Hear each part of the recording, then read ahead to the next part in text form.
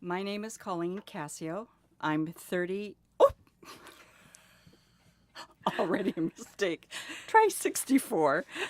Today's date is September 18th, 2015. Location Sacramento, California. And I'm here with my sister, Chris Farley. And I am Chris Farley. I am age 66. Today's date is September 18th, 2015. We are in Sacramento, California, and I am here today with my little sister. So, Chris, you were born without a left hand. Do you know the cause of that? Well, there are a couple of different stories. Most of my childhood, I believed that the umbilical cord was wrapped around my wrist so tightly that my hand could not develop. But when I was a teenager, Life magazine came out with a story about thalidomide babies, and Mom looked at me and said, "That's what happened." And thalidomide was a drug outlawed in the United States, but I was born in Hawaii before it was a state, and it was to treat morning sickness. Fortunately for me, it made Mom sicker than the morning sickness did, so she took it only once. And what was the third reason? Well, there was a third reason. My father talked to the doctor right after I was born, and the doctor said, "What you have is a 1 in a million baby. This just happens 1 in a million times." And my father was happy with that answer, and that's what he related to his parents as the cause. Interesting. So, you were one of the first children to be fitted with an artificial limb. And how did that all come about? And what do you remember about that experience? We were entitled to military benefits because a few months before going to get the artificial limb, our father was killed in the service. And so I went to the Naval Hospital in Oakland, California, and they were making prosthesis for all of the returning Korean veterans. And the hospital was full of amputees and one very curly-haired little girl. And as soon as we walked into that hospital, I saw a man with a hook. And I no longer wanted to have an artificial arm because I did not want a hook. It was scary to me, and I think I raised a little bit of a ruckus, and Mom reassured me that I wasn't getting a hook. I was getting a brand new hand. I was 4 years old, and the way it made me feel was very, very special. All of those returning soldiers treated me with great positive attention. They all wanted a hug. They all said hello to me every time I came to the hospital for more treatment. And it was a tremendous experience. The reason I was getting the arm is because Mom wanted me to look normal when I started school. And I would be starting school in another year or so, and she thought I would fit in better if I had two hands. You know what I remember about that? I was only two, little over two, and I remember going to Oakland, and we were living with our aunt and uncle at the time. So it was a long trip.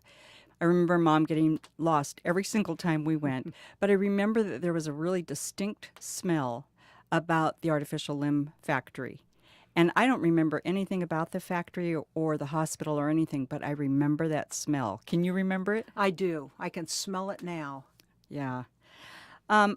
We never thought of you as having a missing limb. We just grew up thinking that, this is just how it was. And we were never encouraged to treat you differently or to give you special treatment.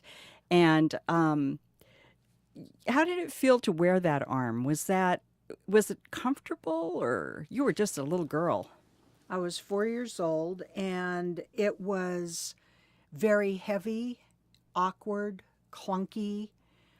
It did look like my other hand, but it was not comfortable in any way. And honestly, it made me feel handicapped. It made me feel nervous and anxious. Once I started school, I was so afraid that someone was going to notice my secret that I only had one hand. And that artificial arm made me want to hide myself. In fact, I no longer felt special. I felt like a freak. Mm. School was especially hard. Kids made fun of me. They were unbelievably cruel, and I wasn't going to have it. I was a scrappy little personality, and that I discovered that arm was good for one thing, clunking kids over the head. So anybody who made fun of me, I would tear off after them, and I was constantly in trouble for getting into fights. I remember the clunking, and was pretty happy when you got rid of that hand because that thing did hurt. I remember hearing comments or watching people gawk at you or take second looks when they noticed that you were missing a hand. And I remember feeling uncomfortable for you. It really made me feel sad that that's what you experienced, and I didn't know what that was like. Can you tell me a time when maybe you were discriminated against in any kind of fashion? Yes, there are a couple of incidents that come to mind. When I was 18, I had applied for a job at a department store, and I got the job, and I was so happy because, like most 18-year-olds, your very first job is your mark of independence. And I felt like I was launched by getting this job. But before I could start, I had to go get a physical. And the doctor said, "Oh, they're not going to hire you." And I said, "Why not?" And he said, "Do they know about your hand?" And I said, "Well, it never came up in the interview." He said, "Well, they're not going to hire you." And he went and made a call. And he came back into the examining room and said, "I'm sorry, but you don't get this job." And I did something that was so despicable to me. I begged for that job. And I said, "It isn't going to matter. I'm going to be in a back room phoning people who are delinquent in their bill. Nobody's going to see me. I'm not going to be on the floor." And that I would discriminate against myself was more horrible to me than the department store doing it. Yeah. And I've carried that with me all these years. Another incident happened not so very long ago. I was on an airplane, and we were assigned seats, and our seats just happened to be in the exit row. And I was thrilled because we had more leg room. And we're airborne, cruising at 30,000 feet, and the flight attendant comes to me and whispers in my ear that I'm going to have to move my seat. I knew immediately what she was talking about. And I said, "It is not a problem. I can handle this." She said, "I'm sorry, but the regulations state that you can't sit here." I said, "I can handle this." She went and got the regulations and brought them back for me to read. Mm. And it was a battle I knew I wasn't going to win. But, oh, God, I did not want to get up. And now people are all looking at me, the very thing I abhor. Mm-hmm. I moved my seat, tears streaming down my cheeks. And somebody kitty-corner from me looked at me. And I just snapped. I said, "What are you looking at?"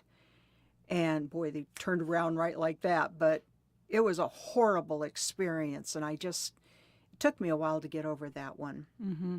I remember you telling me about that. And it was the only time that I remember you actually crying about a situation as you told it to me. I don't remember any of the instances when we were kids, but I do remember that you were so upset by that. And it was fairly recently, and it just broke my heart that that still is part of, what people experience all the time. Yes. On that line, there are often labels like handicapped or disabled placed on people that have a limb missing or, maybe have some kind of a mental deficiency. What do those words conjure up for you? I hate them. They don't apply to me. They probably don't apply to hardly anybody. Handicap, disabled, means that you're unable. Well, I'm not unable. I can do absolutely anything and everything. And I don't know why we have to be labeled. I don't get the importance of that in society. But it sets us apart. And I don't like it one bit.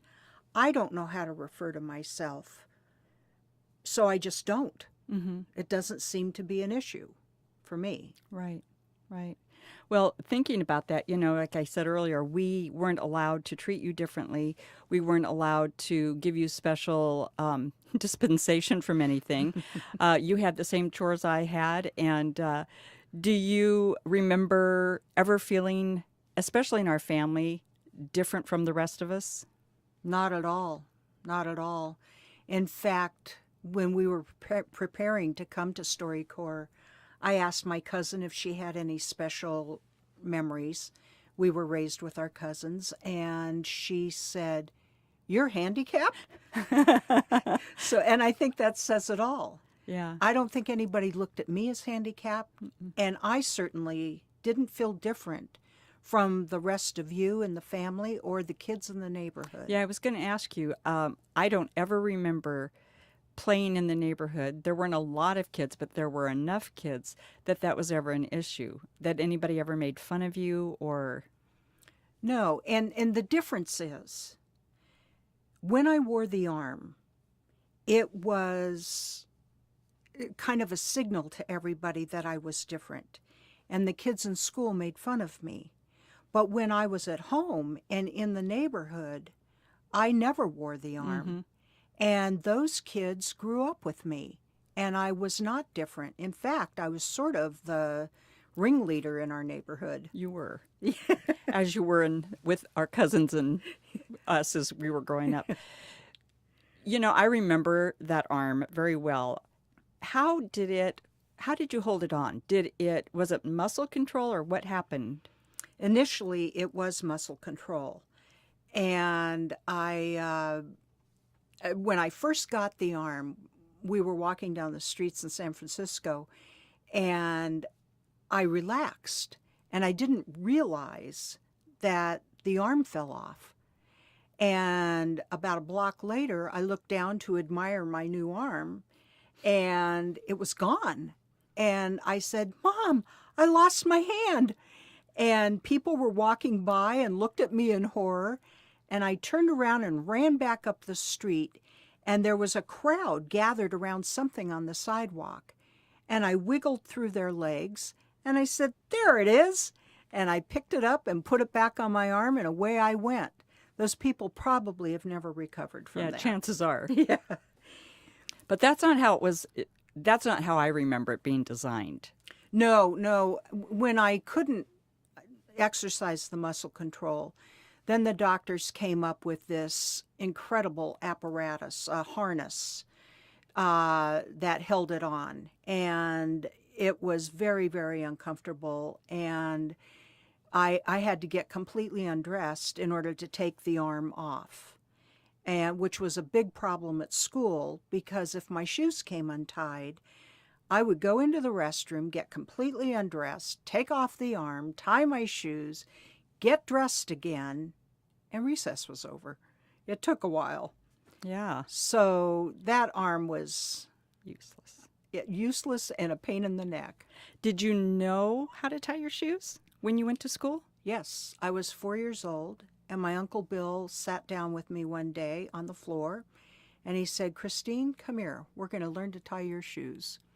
And he had already put some thought into this, and he worked with me. He didn't do it for me. He let me figure out how to do it. And by the end of that day, I could tie my shoes. Apparently not real well, or they wouldn't keep coming undone and you'd have to keep getting undressed at school. You're cold. What do you think gave you the drive and determination that you have? Did you not having a hand mold you into the person you are today? And if so, in what way? And how did it negatively impact you? My family was instrumental.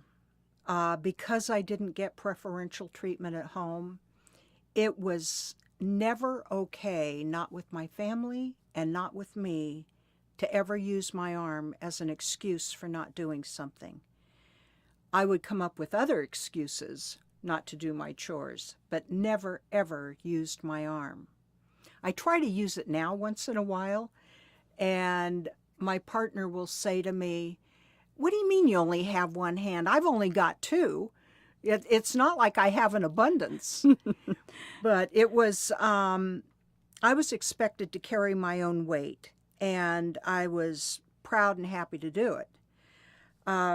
There is absolutely nothing I can't do physically. Everything that everybody else can do, I can do. And I've carried that attitude into my whole life, not just about physical achievement, but about work or anything else. If I want to do it, there is a way for me to do that, and I will do it. Mm-hmm. You stopped yourself from saying the word normal to refer to other people. Could you talk about that? Well, again, we're back to the labels. And what do we call people with two hands? I don't want to call them able-bodied because I'm able-bodied. Without going into a whole lot of verbiage, what do you say? And I have the same problem I guess everybody else does. Usually I refer to myself plurally in having hands. I don't say hand. I don't know, it's a confusion that even I have as to what do we call people and why do we call them anything. And I think that's just, it's an easy thing to fall into, when you're talking about quote unquote a disabled person, the opposite would be an abled person. So yeah, you know. Now, when my kids were little, they were curious, of course, but it was never a big deal. And you used to do a puppet show called the Nubsy Show because your arm looks like a nub. And so do you want to talk a little bit about that? I would just shrink in horror whenever I encountered children because they have no filter. And children are the first to say, "Ew, look it." And then I've got these little nephews, and I don't want them afraid of me. I don't want them apprehensive. So we gave Nubsy a personality. And then Nubsy had performances and shows. And costumes. And costumes. And to this day, my nephews, who are almost 40 years old now, will say, "Annie, Chris, do the Nubsy show." One of my nephews has children, and now they are curious. And I see them looking at me. And so we have to make this part of their lives to the point where they don't notice. And I think we're doing that pretty successfully. I remember a time when Luca, who is now 5, was 2-ish, and we were having dinner outside, and he looked at you and he said, "Open it." And none of us really knew what to do, but you held up your arm, and he looked at it, and then he said, "Okay." And I just think that's precious that, to these children and to this generation of children, it's no big deal. I think you really paved the way for future generations because even though your hand was so hard and artificial, there are those that came behind you that, wow, can do so much more than what you ever could do. And I think you have been able to show people that. When you come across someone who is, who looks like you, who has a hand similar to yours, I've noticed that there's this sort of instant connection and bond. So is that true? It is absolutely true. It's not every day that you encounter someone else with one hand. We had a party at my house one Christmas, and this couple brought their newly adopted little Russian daughter. And I opened the door, and that kid and I stood there staring at each other. We had this recognition that we were the same. And because of the language barrier, we could not verbally communicate. But I followed that little girl around through that entire party, watching her do things, and in amazement saying, that's exactly how I do it. You never pay any attention to somebody pulling up their pants. Everybody pulls them up the same. But I don't, and that little girl didn't. But we pulled them up the same for each other. And I just thought, this is so amazing. There's a man that runs a gym near where I live. And one day I saw him out there training his customers. And the closer I got, the sooner I realized that he had no hands. And I walked up to him and I waved my arm. And I said, hello, brother. And he came over and he said, hey. And we bumped nubs. And he and I are friends now. And we really haven't shared our stories, but we know we have a common story. Mm-hmm. And he is amazing. Well, and it would be interesting to hear his story because how did he adapt? You know, he has no hands. Right. And you have one. Yeah.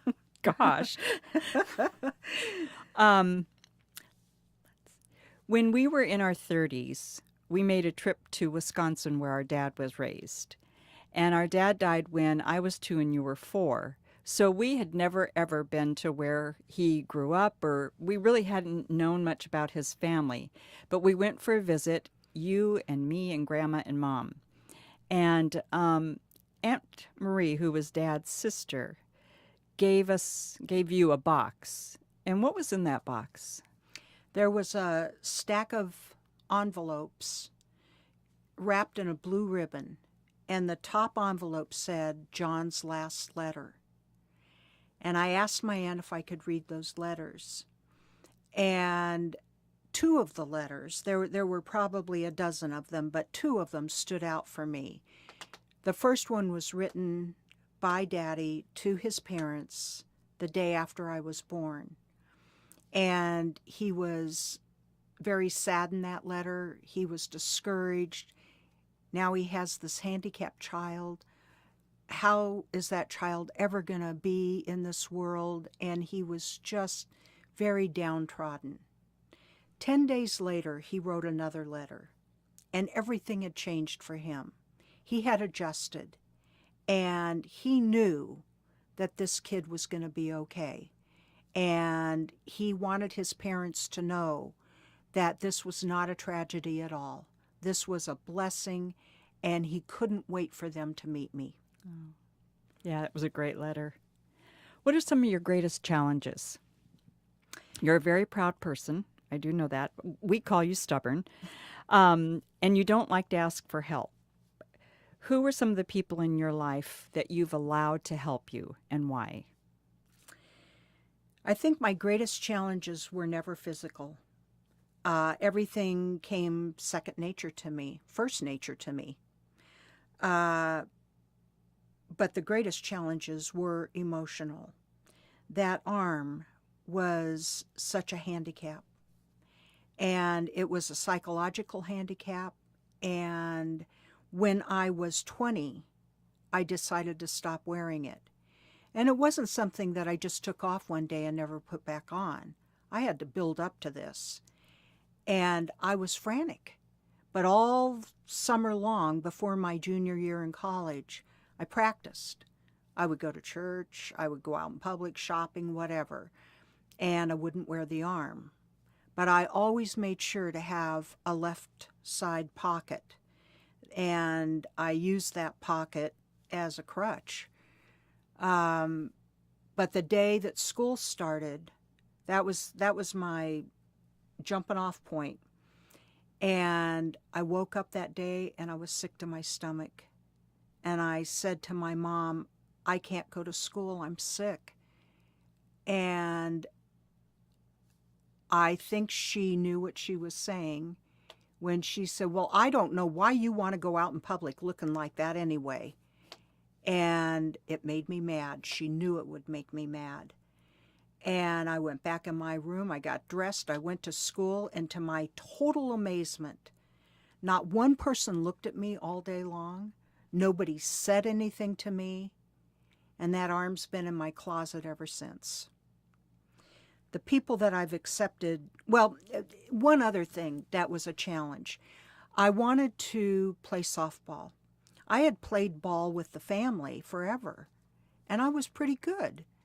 But I wanted to play on a competitive league. So I signed up to be on a city league team. And I thought, they're never going to pick me. They're never going to let me play. But I went down there anyway, and I did get picked. And they could see that I could throw, I could catch. I'm no Jim Abbott, but we play very similarly. And they stuck me out in right field, and I thought, that's okay. I will play first base before long. And sure enough, I did. And I played first base on that team for 30 years. And it was great. I enjoyed it thoroughly. Well, and I got to watch you. I mean, we played ball all the time when we were kids, but I watched you when it was toward the end of your career, and I had been up at your house, and so we went to the game. And I remember the first time that you caught the ball, you put your mitt in the crook of your arm, and then you pulled the ball out and threw it, got the person out. But I just remember thinking, I was so filled with pride, like, oh my God, I know you can do that, but wow, you can really do that. That was just a moment. It was really a thrilling moment to watch. Thank you. Thank you.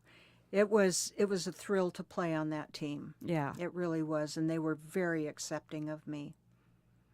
Probably the people that I accepted help from, there were few and far between, but certainly my Uncle Bill, because he didn't do for me, he worked with me. My grandfather, my hero, was an amputee, actually, and he'd lost his leg in a train accident, and he could do anything. He was not letting having one leg stop him, mostly from hunting and fishing. But he treated everything with such humor. How could I do it any less? And lastly, I think the people that helped me the most, that I would accept it from, were you and Mom. You treated me no differently than anybody else. And there were always high expectations. And you especially counted on me to do things. What greater encouragement is there than to be counted on by somebody? Mm-hmm. Well, you were, and still are, my favorite person, and I always appreciated that you'd come around and help me. I was very shy. I remember one time when we were in grammar school, I wanted you to play with me so badly, and you were cool. You were with your friends, and, one time that your friends were, being cool to you too. And I said, come and play with me. And, no, go on. Come, please, come and play with me. And you kept saying no, and finally I grabbed you like I wanted to grab you to pull you up. But I grabbed you by your arm, and the arm came off. I ran like crazy because I thought you'd probably beat me up, hit me over the head a million times with that thing. Oh, gosh, that was terrible. I felt so awful. I felt really bad about that. That was... I give you permission to let that one go. Well, it's a good story. Yeah, it is. One of the things that has always been not surprising, but in the forefront, is that you've always had a bit of a chip on your shoulder. You were hot-tempered, and you got angry really quickly, and you would sort of lash out at people. And I think part of that was a bit of a crutch to protect yourself from people's cruelty. Would that be accurate? Yes. While the arm made me strong, made me a can-do kind of gal, I do very much have a chip on my shoulder. I am aware of it. It is not at all attractive, but I have no tolerance for people who want to stare at me or even ask about my arm. I think it's no one's business. Don't ask me. Yet, I will talk about it. And if I start the conversation, then that's a green light for people to talk with me about it. But if I don't bring it up, I don't want anybody else bringing it up. That's kind of tough because how would people know? They don't know. Yeah. I mean, it's a total disconnect, but it is how I feel. Mm-hmm. And sometimes your feelings don't necessarily make sense, Mm-hmm. and they're not the best. Yeah. But it is how I kind of go through life. I remember in an airport one time, a little girl came over and stared at me. She just stood there and stared at me. I was so mad at her mother, and I was so mad at her, and I was embarrassed. And so I just snapped at her to get away from me. An employee one time told me it was my responsibility to make her children comfortable and to educate them about disabled people. That's how she referred to me. And I said, no, it is not my responsibility. It is yours. And if I choose to talk to your kids and try and make them comfortable, then that's my choice. But it is not my obligation. Mm-hmm. Yeah. Yeah. So, Do you feel like you've become more tolerant or less tolerant as you've aged with folks that are inquisitive and... I am more aware Mm-hmm. of how I feel and respond. I have been shamed a few times for snapping at a kid or not being more generous in explaining to people. But that awareness doesn't always follow into better behavior. Yeah. But I'm not dead yet, and I'm working on it. Good, good, good. So, I might improve as time goes on. What's it been like for you? We've had about 3 weeks to prepare for this. And you were really excited when I called you and said, listen, I think we have a story to tell. And so we've been talking a lot about it and having, some great conversations. But what's it been like for you to actually sort of reflect on all of this? At first, it was a huge leap forward for me because I don't ever like attention being drawn to it. And here we were going to really talk about it. And so I was a little apprehensive, and I felt very raw and vulnerable. And I hardly ever think about my arm as I go through my daily life. In the last month, I've done nothing but. And as I was dressing to come here today, I was thinking, thank God this is almost over. And I can get back to being normal again. And I don't have to say, oh, isn't it clever how I do this or that I can do that. And it's just, while this is an exhilarating experience, and I think in many ways this is very, very freeing for me, kind of cathartic, I will still be glad to get back to my regular life. Yeah. Yeah. So You were telling me about a show that you saw on 60 Minutes. And I thought the story was really, really interesting. Can you tell that? about 15 years ago, 60 Minutes did an episode on a mechanical hand and how different that was from my arm. Now they had hands that worked and that didn't look like hooks, they looked like hands. And through a surgical procedure, wires were connected to your muscles, and at will, you could move that hand. It had such precision that it could pick up a penny. And I watched that show, tears streaming down my face, thinking, I can have a hand. And it just, I thought, I can hit a home run. I've never been able to hit a home run. But with two hands, I'd be able to do that.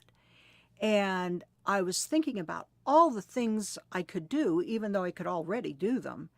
And I went to bed that night just so excited. And I woke up in the middle of the night and I thought, I can't have two hands. I wouldn't know how to do anything. I'd be so handicapped. I think I like how I am, just the way I am. I think I like how you are, just the way you are. I'm going to keep you around. I love you, Chrissy. I love you, Collie.